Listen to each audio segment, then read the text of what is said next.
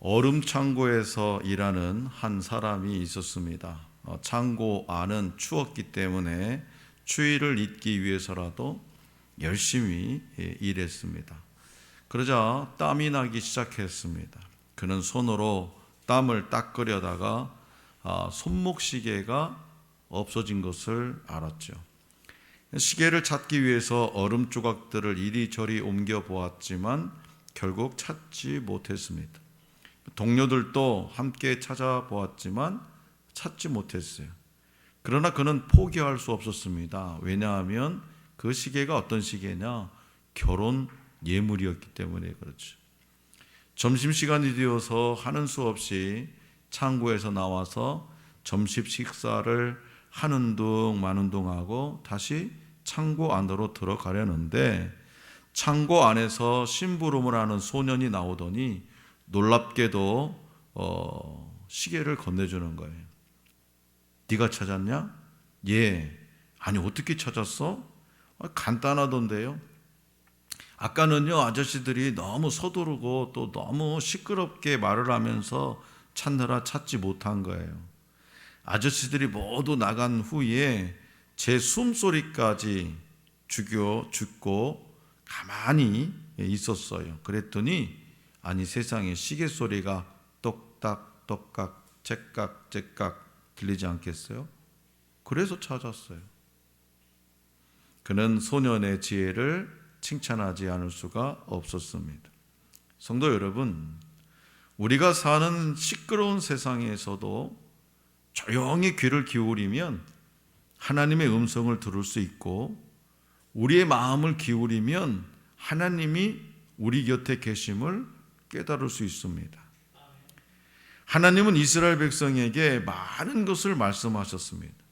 하나님은 그들의 삶을 지켜보는 분이고 그들의 삶의 절대 기준이셨습니다. 그들의 모든 삶은 철저히 하나님의 말씀에 기준을 두어야 했습니다. 심지어 자녀의 문제, 가정의 문제도 하나님의 말씀을 기준으로 판단하고 행동해야 했습니다. 그런데 이 세상은 다양한 주장과 이론으로 가득합니다.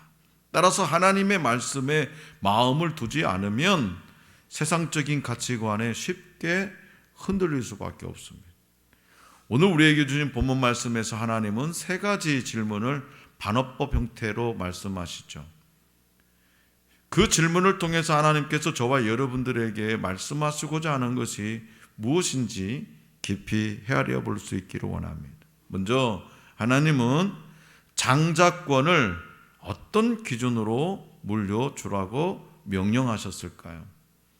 자, 본문 말씀 15절에서 17절 말씀을 우리 다 같이 한번 받들겠습니다.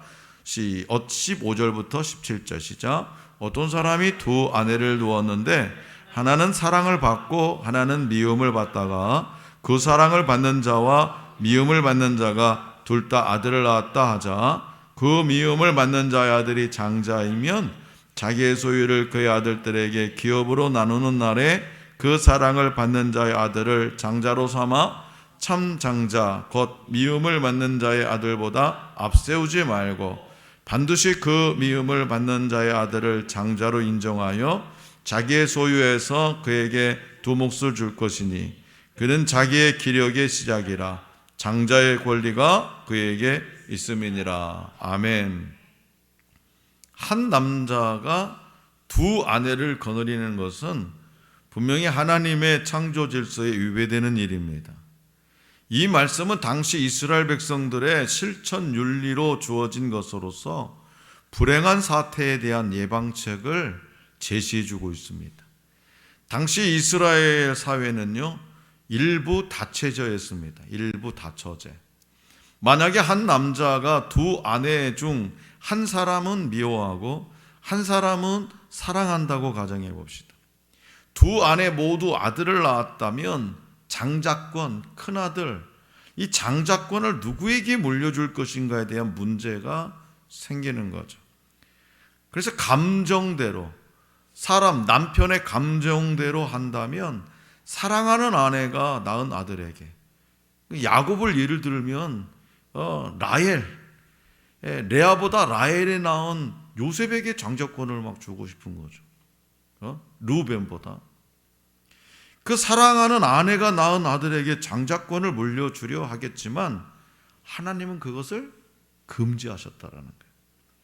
미워하는 여인의 아들이라 해도 그가 장자라면 당연히 그에게 장자권을 주어야 한다고 말씀하십니다. 이렇게 해야 하는 이유는 뭐냐?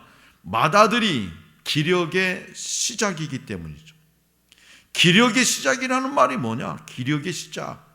부모에게 있어서 장자는 그의 후손을 세상에 퍼뜨리는 첫 번째 계기가 된다라, 그런 의미입니다. 기력의 시작이 바로 그거예요. 그렇기 때문에 우리가 여기서 마음에 새길 것은 하나님의 뜻을 사람이 바꿀 수 없다는 거예요.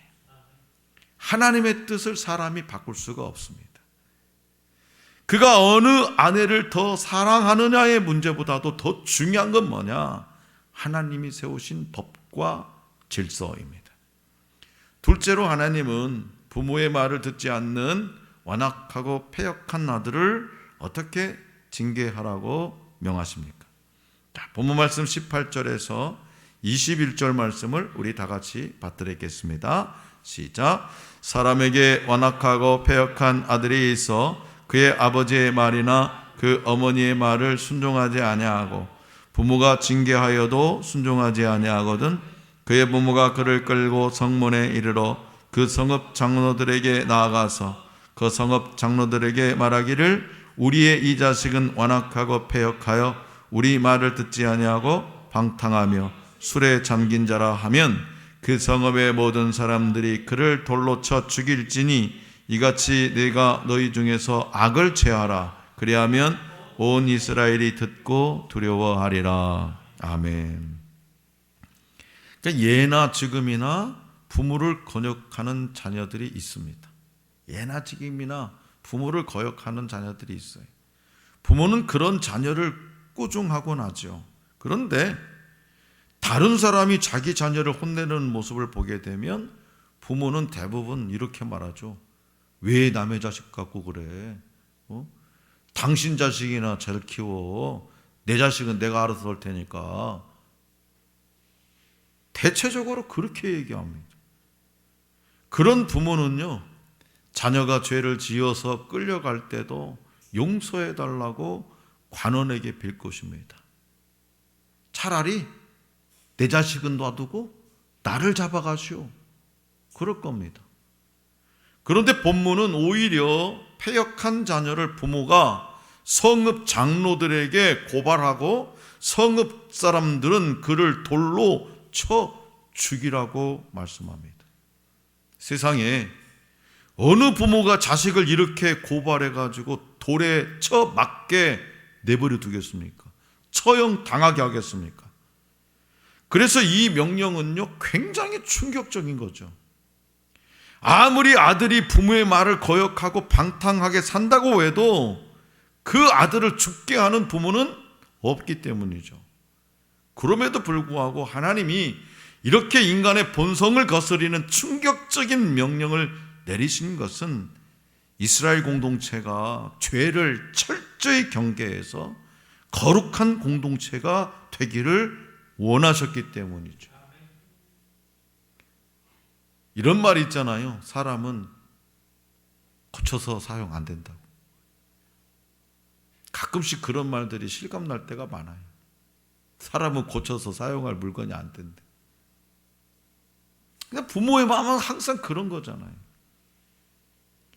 그렇기 때문에 부모가 자녀에 대해 가지는 감정보다 부모에게 불순종하는 패역한 자녀를 엄히 책망하시는 하나님의 뜻이 먼저입니다. 그 뜻을 여러분들은 잘 앞세우고 있습니까? 다시 말해서 자녀를 대할 때 부모로서의 감정보다 하나님의 뜻을 따라야 된다는 거예요. 우리의 삶은 하나님 앞에서의 삶입니다.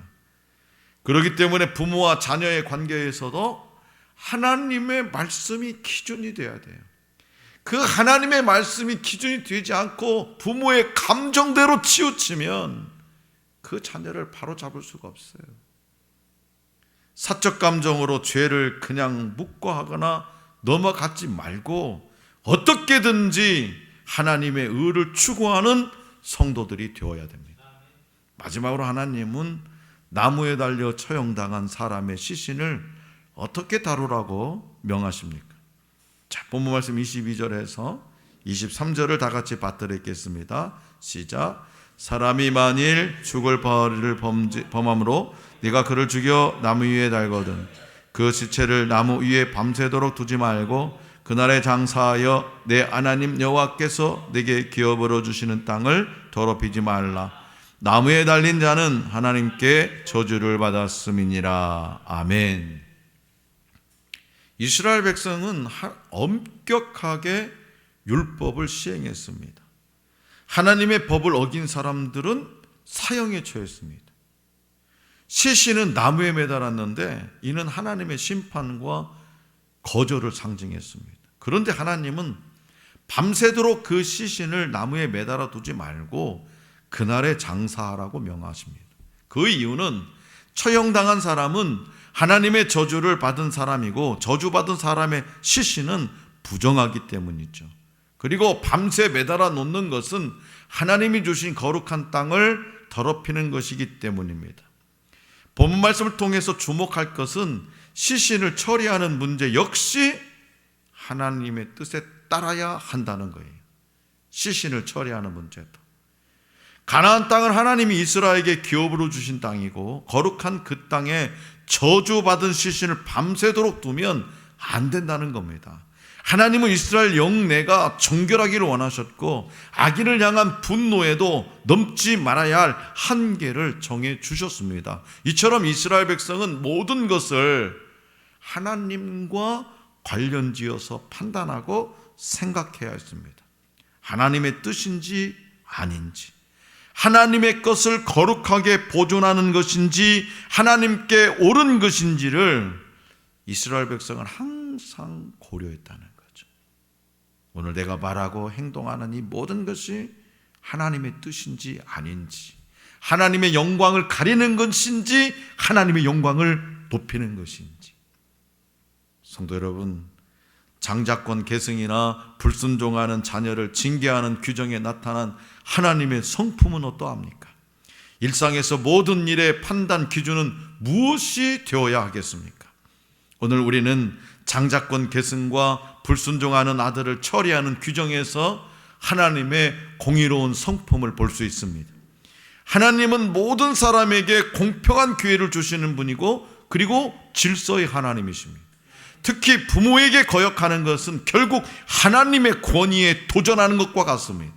장자권을 물려주는 문제는 신앙과는 아무런 상관이 없어 보입니다. 또 불순종하는 아들을 꾸중하는 문제 역시 부모와 자녀 사이의 문제로 여겨집니다. 하나님과 아무런 문제 상관없는 일도 보입니다. 그런데 그런 문제들은 부모가 알아서 혹은 감정대로 처리하면 그만인 것처럼 보입니다. 그런데 본문 말씀은 그런 문제까지도 하나님의 명령대로 해야 한다고 강력하게 말씀합니다.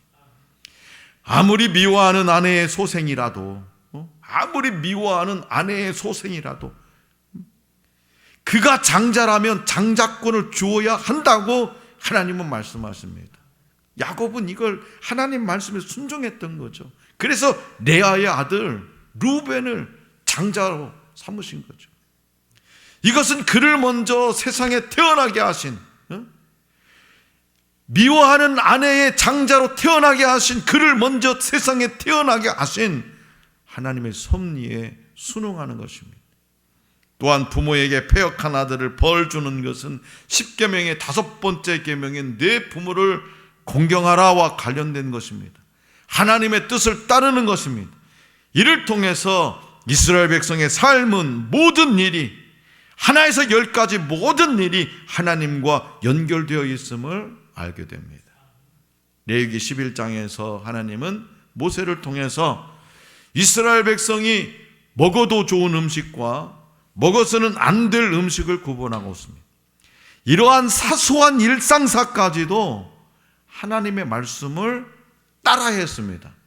그 백성들이 누구다? 하나님이 택하신 이스라엘 백성들이. 이런 사실을 하나님의 지나친 간섭이라는 차원으로 이해하면 곤란합니다. 오히려 이스라엘 백성을 성결하고 행복하게 만드시려는 사랑의 차원에서 우리는 이해해야 합니다. 이스라엘 백성은 그들의 모든 삶이 언제나 함께 하시는 하나님 앞에서 이루어지고 있음을 알아야 했습니다. 사람의 마음이 아니라 하나님의 말씀에 따라 행하는 것이 옳고 지혜로운 이름을 알아야 했습니다. 그런데 오늘날 우리는 우리의 신앙생활을 하나님과의 관계에 국한된 것으로 이해하기 쉽습니다. 하나님과의 관계만 고려한 채 다른 사람과의 관계를 생각하지 않는 사람도 있습니다. 신앙 때문에 가족이나 친구 등 사람이 하나님이 보내신 사람들을 외면하는 사람도 있습니다. 이것은 잘못된 신앙관입니다. 반대로 이해관계나 개인적인 감정에 의해서 하나님과의 관계를 깨뜨려서도 안 됩니다. 하나님이 우리의 삶의 기준이 되셔야 됩니다. 하나님과의 관계나 타인과의 관계 중 어느 한 부분이라도 어그러질 때 우리는 불안한 삶을 살게 됩니다. 반면에 올바른 신앙을 가질 때 우리의 삶은 평안하게 될 것입니다. 그리고 하나님과의 관계가 올바를 때 다른 사람과의 관계도 바로 서게 되어 있습니다. 하나님과의 관계, 하나님 앞에 늘 언제나 신실하고 진실하고 성령 충만한 사람이 되면요, 아무리 나를 괴롭게 하는 직장 상사도요 그냥 예수님처럼 보일 수 있는 거예요. 아무리 나를 미워하는 사람도요 그냥 예수님처럼 보이게 되어 있어요. 신앙생활은요 우리의 삶의 전 영역과 관련되어 있습니다. 예배당 안에서 성도들끼리 만날 때만 우리의 신앙생활이 영이 되는 것이 아니라 이 세상 모든 생활, 교회 밖에서의 삶 속에서도 우리의 삶은 신앙생활입니다. 하나님은 삶의 모든 부분을 주장하는 분이기 때문이죠. 그렇기 때문에 삶의 모든 결정을 하나님께 묻고 그대로 행하는 사람이 지혜로운 성도입니다. 그리고 저와 여러분들이 하나님을 사랑할 때에 다른 사람도 반드시 사랑할 수 있어야 합니다. 또한 하나님은 신뢰해야 하는 분이시고요, 사람은, 내 주변에 있는 사람은 사랑해야 하는 대상입니다. 우리의 기준 되시는 하나님이 누구보다도 사람을 사랑하셨기 때문이죠. 그렇기 때문에 우리도 타인을, 다른 사람을 사랑해야 됩니다. 삶의 모든 판단을 하나님께 맡기는 성도가 될 수 있기를 간절히 기도해야 됩니다. 매 순간 하나님을 찾고 말씀에 순종할 때에 우리를 향한 하나님의 뜻이 우리의 삶에 이루어질 수 있습니다. 빌 하이벨스 목사의 아무도 보는 이 없을 때 당신은 누구인가? 아무도 보는 이 없을 때 당신은 누구인가? 라는 책 제목은 우리에게 시사하는 바가 큽니다. 우리는 아무도 보는 사람이 없는 곳에서 편안함을 느낍니다. 그 이유는 사람들이 어두운 곳, 홀로 있는 곳에서 편안함을 느끼는데 자유롭기 때문일 것입니다. 그리고 사람이 어두운 곳을 좋아하는 이유는 어머니의 자궁이 빛이 없는 어두운 곳이었고 그 어둠에 익숙해 있기 때문이라고 했던 어떤 작가의 말이 생각나기도 합니다. 사람들은요 무슨 일을 해도 아무도 모를 것이라고 생각하죠. 그러나 실제로 아무도 보는 이가 없는 순간이란 존재하지 않습니다. 나만 알아. 나만 알고 있는 비밀이야. 아무도 몰라.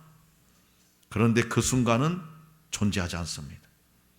모든 삶은 하나님의 눈앞에서 이루어지고 있기 때문입니다.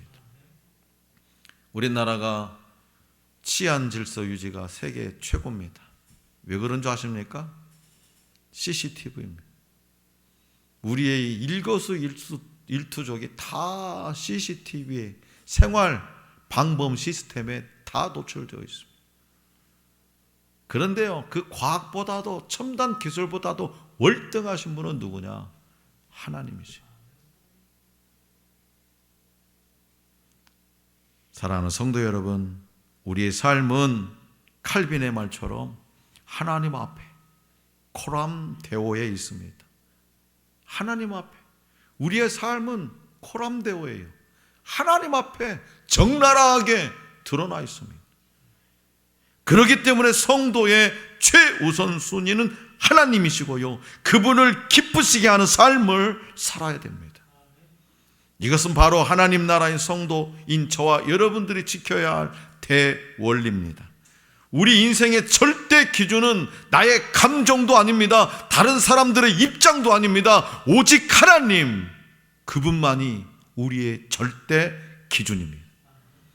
하나님이 이스라엘 가정과 사회에 주신 세 가지 법도를 통해서 오늘 이 세 가지 법도, 장자권을 어떻게 할 것이냐, 폐역한 아들을 어떻게 할 것이냐, 죄악된 그 시체, 나무에 매달린 그 죄인을 어떻게 할 것이냐, 이 세 가지 법도를 통해서 우리는 아버지라고 해서 아들들에게 마음대로 행해서는 안 되고, 아들이라고 해서 부모에게 마음대로 행동하면 안 되며, 만민의 공분을 살만한 악한 자를 처형할 때도 분노를 무한정으로 표출해서는 안 된다는 사실을 배울 수 있습니다. 모두 그 공동체의 질서와 정결함을 유지하기 위해서 꼭 필요한 규례였습니다.